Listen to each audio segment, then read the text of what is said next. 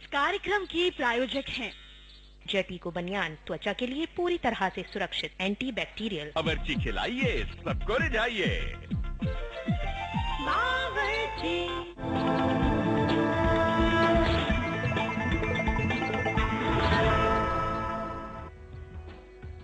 स्वागत है आपका वास्तुवाणी में। मैं हूं ज्योति और आज हम बात करने वाले हैं कि अगर आपको कोई प्लॉट अलॉट हुआ है, सरकार की तरफ से आपका कोई घर निकला है, कोई प्लॉट निकला है, तो आप कैसे वास्तु के नियमों को ध्यान में रखते हुए इस प्लॉट का निर्माण करें और पूरा लाभ उठाएं। अगर आपके साथ भी ऐसा ही है, कोई प्लॉट आपको मिला है और उस प्लॉट में कहीं कोई वास्तु से संबंधित कोई कमी तो नहीं, कोई गड़बड़ी तो नहीं, तो कैसे उसका ध्यान रखा जाए और कैसे उससे बचा जाए, इस सब पर बातचीत करने के लिए हमारे साथ मौजूद है अंतर्राष्ट्रीय ख्याति प्राप्त वास्तु विशेषज्ञ एवं ज्योतिषविद सर्वांग जी। सर्वांग जी, बहुत बहुत स्वागत है आपका।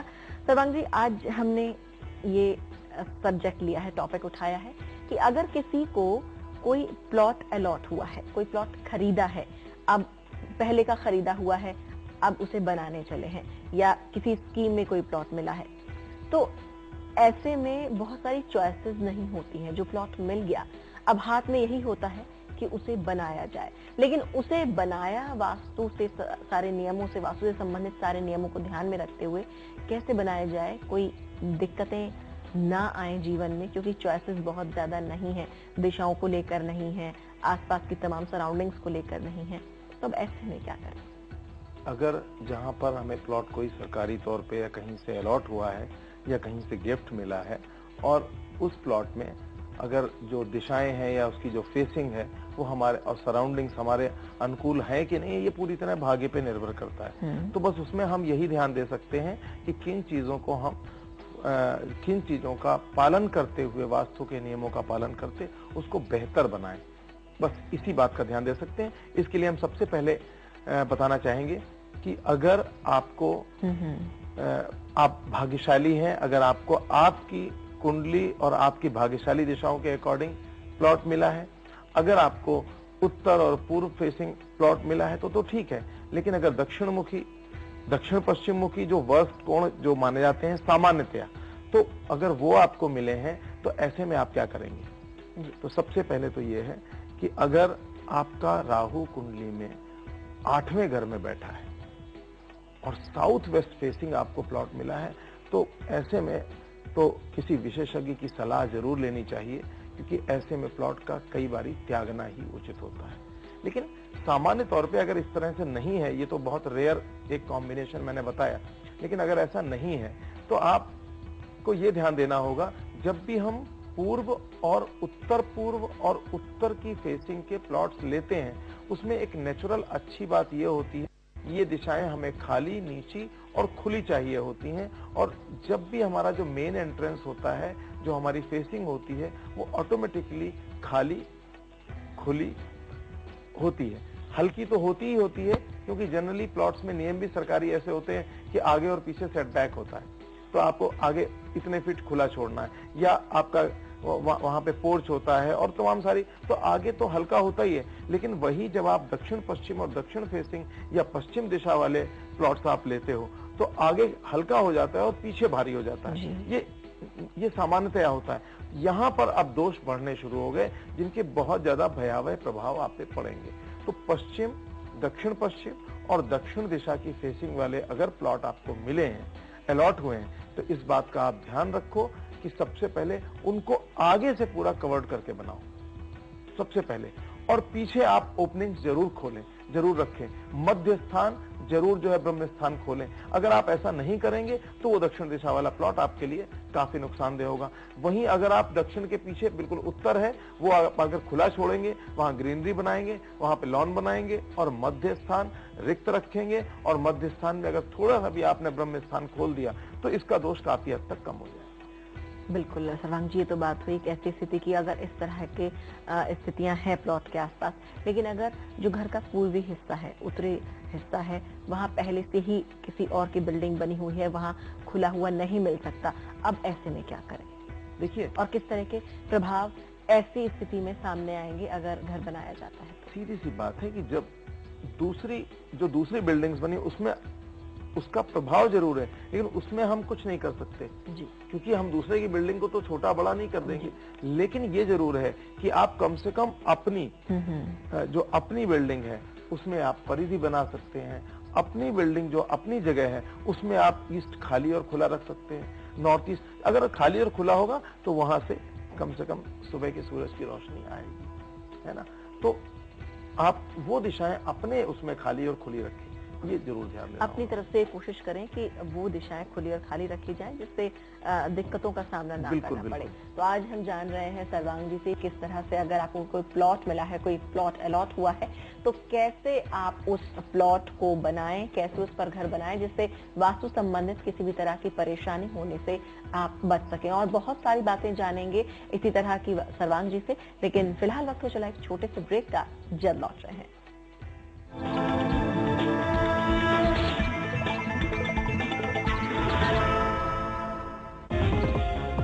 हम हैं उधर, लाखों निगाहें हैं जिधर। आपकी आउटडोर एडवर्टाइजिंग की हर जरूरत का समाधान, देश के 10 बड़े राज्यों में पहुंच। Sigma Treat Wing, T165 Faizabad road, Indira Nagar, Lucknow 226016। Phone करें या मेल करें।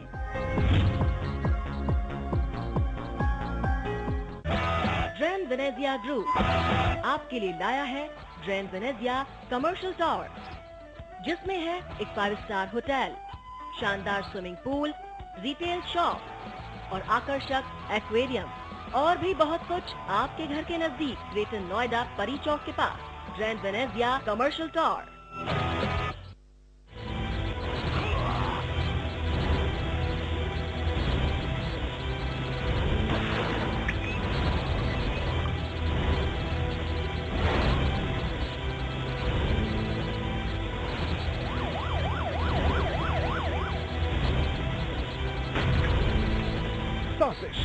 देखिए सोमवार से शुक्रवार रात 11 बजे।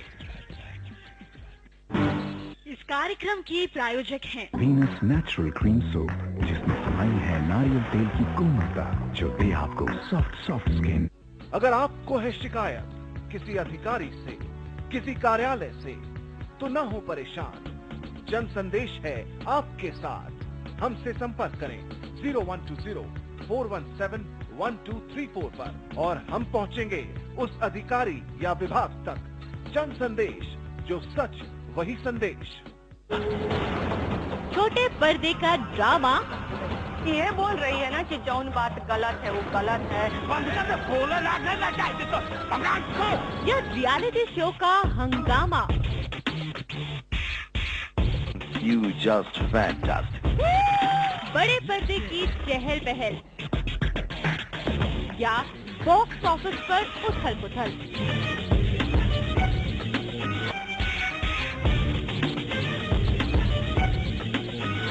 एंटरटेनमेंट स्पेशल हर रोज दोपहर 12:30 बजे और रात 11:30 बजे, सिर्फ जन संदेश पर। इस कार्यक्रम के प्रायोजक हैं जेटिको बनियान, त्वचा के लिए पूरी तरह से सुरक्षित, एंटी बैक्टीरियल। बावर्ची खिलाइए, सबको रिझाइए।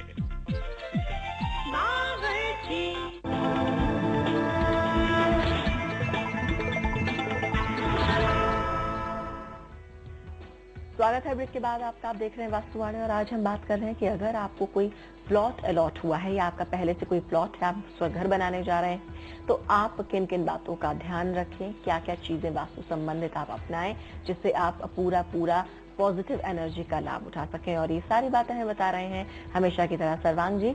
सर्वांग जी, अगर स्थितियां वास्तु नियमों के विपरीत हैं, साउथ का फेसिंग मिली है और सारी स्थितियां ऐसी हैं जो वास्तु के नियमों के हिसाब से सही नहीं मानी जाती और व्यक्ति की कुंडली के हिसाब से भी उसके फेवरेबल नहीं है, अब ऐसी स्थिति में कैसे घर में बाकी चीजें बनाई जाएं जिससे एक ऐसी मुख्य गड़बड़ी को संतुलित किया जा सके? देखिए, सबसे पहले बात यही है कि अब हमारे पास चॉइसेस नहीं रही जी, तो बनाने में भी हम अब चॉइस नहीं ले सकते।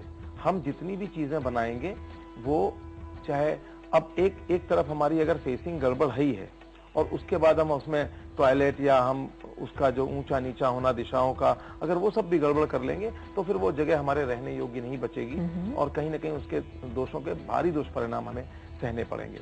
इसलिए अब आपके पास चॉइस नहीं है। मध्य स्थान निश्चित रूप से चाहे थोड़ा थोड़ा खोलें, रिक्त जरूर रखें। आप उत्तर और पूर्व दिशा निश्चित रूप से उसको खुली रखें। आप ईशान कोण और उत्तर दिशा में अगर कोई जल का स्रोत जो बना रहे हैं वहीं बनाइए, दूसरी जगह मत बनाइए। किचन केवल और केवल साउथ ईस्ट में बनाइए। और आप जो है जो आपका ओवरहेड टैंक है वो पश्चिम दिशा में बनाइए। मतलब बाकी चीजें आप नियम के अनुकूल बनाइए। कोई भी बेसमेंट वगैरह वहां मत बनाइए। अगर कुछ बनाने हैं तो आप वो नॉर्थ ईस्ट सेगमेंट में ही बनाइए।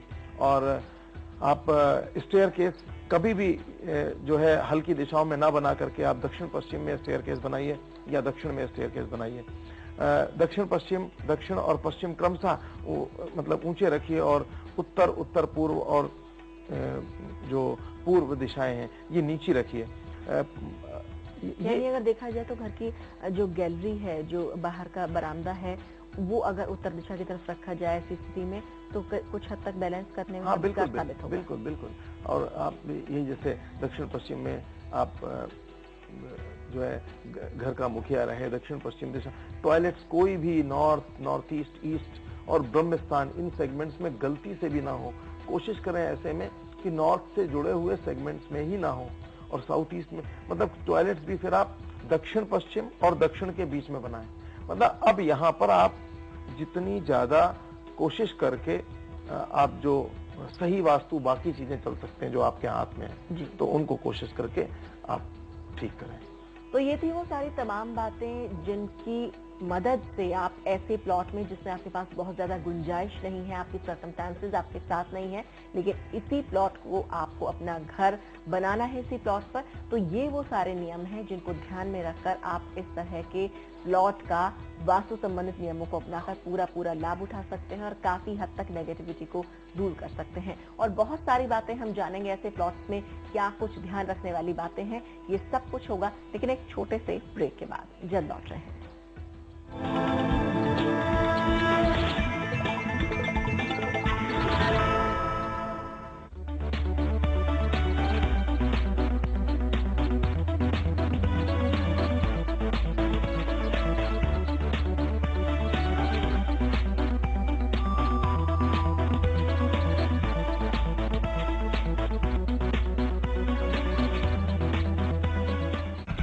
हर पल, हर मिनट और हर दिन आम बातें जो बन जाती हैं खास बातें और उन पर पैनी नजर। हर खबर आप तक। खबर 9 बजे शनिवार और रविवार रात 9 बजे। खबरों की रफ्तार में छूट जाता है कुछ, लेकिन हर वक्त कहीं बार तो कहीं बारूद। 7 समंदर पार या 7 आसमान ऊपर, घने जंगलों में या शहरों में, हर पल है विशेष।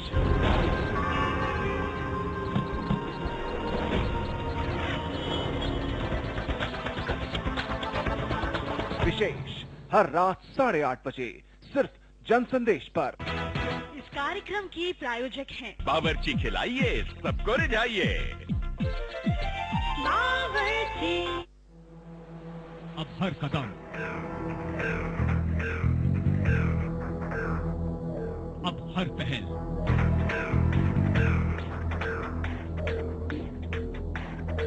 और हर खबर जो जुड़ी है आपकी जिंदगी के हर पहलू से,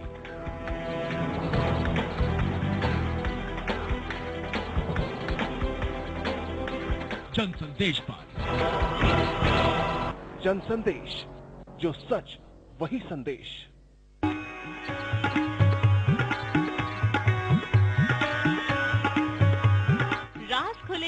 तारों का। किस्मत के खजाने में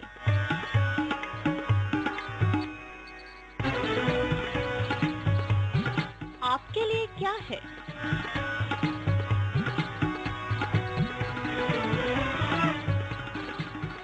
क्या कहते हैं तारे हमारे? तारे हमारे शनिवार और रविवार सुबह 9 बजे सिर्फ जनसंदेश पर।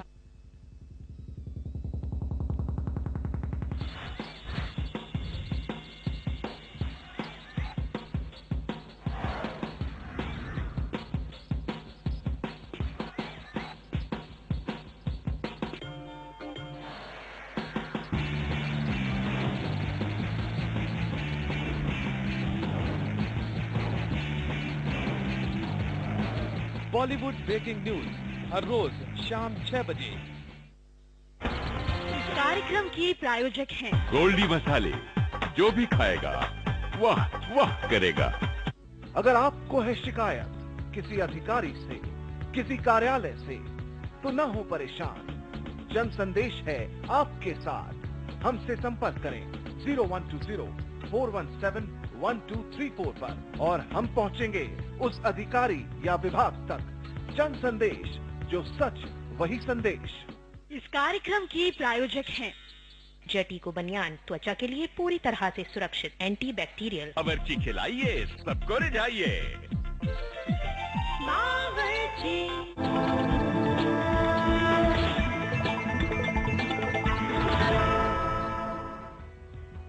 स्वागत है आपका। ब्रेक के बाद आप देख रहे हैं वास्तुवाणी और आज हम बात कर रहे हैं कि अगर आपको कोई प्लॉट अलॉट हुआ है सरकार की तरफ से या आपने पहले का कभी खरीदा हुआ है और अब आप उस पर घर बनाने जा रहे हैं, लेकिन कहीं ना कहीं उसमें वास्तु संबंधित दोष है, गुंजाइश आपके पास बहुत ज्यादा नहीं है और आपको इसी प्लॉट पर बनाना है अपना घर, तो कैसे आप वास्तु के नियमों का उपयोग करके लाभ उठाएं, लाभान्वित हों और वस्तु स्थिति अगर आपकी सारे इसकी बहुत दोषपूर्ण भी है तो कैसे उन दोषों को दूर करें या उन प्रभावों को दूर करें वास्तु के नियमों की मदद से, ये सब कुछ हम जान रहे हैं सर्वांग जी से। सर्वांग जी, स्थितियां विपरीत हैं, एक प्लॉट मिल गया है, दूसरा नहीं लिया जा सकता, आसपास की सराउंडिंग्स हमने जाना, ऐसी स्थिति है अगर कि साउथ ईस्ट हमें मिला है, सही दिशा भी नहीं मिली है, मान लीजिए ऐसे में कोई कोना भी कटा हुआ है, ईस्ट का कोना जो कि बहुत इंपॉर्टेंट कोना कहा जाता है घर का, वो कटा हुआ है, अब ऐसे में स्थितियां और बिगड़ गई हैं, क्या किया जाए? अगर साउथ वेस्ट फेसिंग प्लॉट है और साउथ फेसिंग प्लॉट है और ईस्ट कटा हुआ है, तो हम तो अगर बिल्कुल ईस्ट का 2-4-5% कटा हुआ है तो उसको उसकी रेमेडीज से दूर किया जाए। लेकिन अगर ईस्ट कटा हुआ है और आपको एक दूसरी तरफ आपका फेसिंग भी साउथ वेस्ट या साउथ है, तो आपको बिल्कुल वो जगह त्यागनी चाहिए। और दूसरा तरीका ये है कि ईस्ट में आप मिरर इत्यादि लगा करके उसको रेक्टेंगल कर सकते हो, या अगर किसी वजह से वो सिंहमुखी या काऊ मतलब गौमुखी है, उस तरह से काऊ फेस या कुछ इस तरह से, तो भी आप जो है वहां पर ये सब ना मान करके आप रेक्टेंगल उसको करिए और उस तरह से जी। कटे कोने को निकालने के लिए आप एक काम ये कर सकते हो, सबसे पहले अगर आपकी ये फेसिंग है तो या तो आप कीजिए, अगर आप कोना अवॉइड नहीं कर सकते तो दूसरा तरीका ये है कि आप उस कटे कोने के बाद से बाकी हिस्से को रेक्टेंगल कर लीजिए जी, चौकोर कर लीजिए, एक 4 दीवारी उठाकर उस हिस्से को छोड़ दिया और उस हिस्से को छोड़ दीजिए, वहां पे लॉन वगैरह कुछ बना करके उसको छोड़ दीजिए उसको, लेकिन इस हिस्से में काम कर लीजिए। चाहे वो हिस्सा घर के पीछे की तरफ आ रहा है हाँ, तो उसका कोई असर नहीं पड़ेगा? नहीं, असर काफी हद तक कम हो जाएगा जी। या फिर एडवांस टेक्निक्स होती हैं जिसमें हम लोग मतलब डिवाइडिंग टूल्स वगैरह यूज करते हैं, एनर्जी डिवाइडिंग टूल्स, लेकिन अभी ज्यादा जानकारी उसकी लोगों को नहीं है जी। सर्वांग जी, अगर ऐसी स्थिति में अब घर बने तो किस तरह के प्रभाव घर के लोगों पर पड़ेंगे? क्योंकि स्थितियां हमने यहाँ पर बिल्कुल विपरीत देखी हैं, विपरीत चुनी है, तो ऐसी स्थितियों में वास्तु के नियमों का हम लाभ उठा रहे हैं और अगर नहीं उठा पा रहे हैं तो किस तरह के बुरे प्रभाव देखने को मिलेंगे? देखिए, घर के जो मेल सदस्य हैं उन पे बहुत दुष्प्रभाव पड़ेगा, उनका करियर, उनकी चीजें प्रभावित, उनको हेल्थ लॉस होगा। और दूसरी चीज, अगर आपका जो संतति सुख है उसमें कमी, आपके साथ आपके पुत्र की अंडरस्टैंड, जैसे अब आप ईस्ट मान लीजिए वेस्ट फेसिंग है और हम सामान्य नियम बता रहे हैं विशेष कुंडली के हिसाब से नहीं, वो अगर आप भेजोगे तो मैं उसको देख के बता सकता हूँ कि जिस तरह की प्रॉब्लम्स हम बता रहे हैं अगर वही किसी घर में अगर है इस तरह की तो वो भेजें तो मैं उसको व्यक्तिगत रूप से बता सकता हूँ। अब अगर ईस्ट कटा हुआ है और वेस्ट फेसिंग है तो कहीं ना कहीं पिता पुत्र में नहीं बनेगी जी, है ना, हेल्थ के लिए ठीक नहीं है। पुत्र की अगर शिक्षा प्राप्त कर रहा है तो पुत्र की शिक्षा बाधित हो सकती है, उसकी हेल्थ की प्रॉब्लम्स आ सकती हैं, ऐसी बहुत सारी छोटी छोटी चीजें हैं। तो इसको बहुत ध्यान से और बहुत दृढ़ इच्छा शक्ति के साथ इसमें कंप्रोमाइजेस नहीं करने चाहिए। जैसे हम ब्रह्म स्थान खोलें वो स्थान इस तरीके से रखें कि गड़बड़ ना हो। पूरे घर की वास्तु एक नेचुरल वास्तु के हिसाब से सेट करें। पूरे घर की वास्तु, फिर नेचुरल वास्तु जो सामान्य नियम है उनके हिसाब से जाना चाहिए और उसी हिसाब से घर बनाना चाहिए, तो कहीं ना कहीं आसानी होगी। ऐसे में जैसा आपने कहा सर्वांग जी की अगर साउथ वेस्ट की फेसिंग है, अब घर में जो कमरे हैं उनकी स्थिति बिल्कुल उलट हो जाएगी। जो घर में कमरे बनाए जाएंगे, गैलरी निकाले जाएगी या टॉयलेट्स बनाए जाएंगे, तो किस तरह से ध्यान रखा जाए कि कम से कम विपरीत स्थितियां बने और ज्यादा से ज्यादा लाभ उठाया जा सके। मैंने बताया कि स्टेयर केस आप साउथ या साउथ वेस्ट में बनाइए जी, अपने भागी की दिशाएं जानिए, उनका आप ध्यान रखिए। आप ईस्ट पर्सन हो या वेस्ट पर्सन हो, वेस्ट पर्सन जो लोग होते हैं उनको कम नुकसान होता है अगर साउथ या वेस्ट या साउथ वेस्ट फेसिंग है, लेकिन जो ईस्ट ग्रुप के पर्सन होते हैं क्योंकि उनके गुरु और सूर्य और चंद्रमा ये सब ज्यादा कारक होते हैं, उनको ज्यादा नुकसान इस चीज का होता है। तो उन लोगों को और भी ज्यादा ध्यान देने की जरूरत है कि वो गड़बड़ नहीं होने पाए, है ना।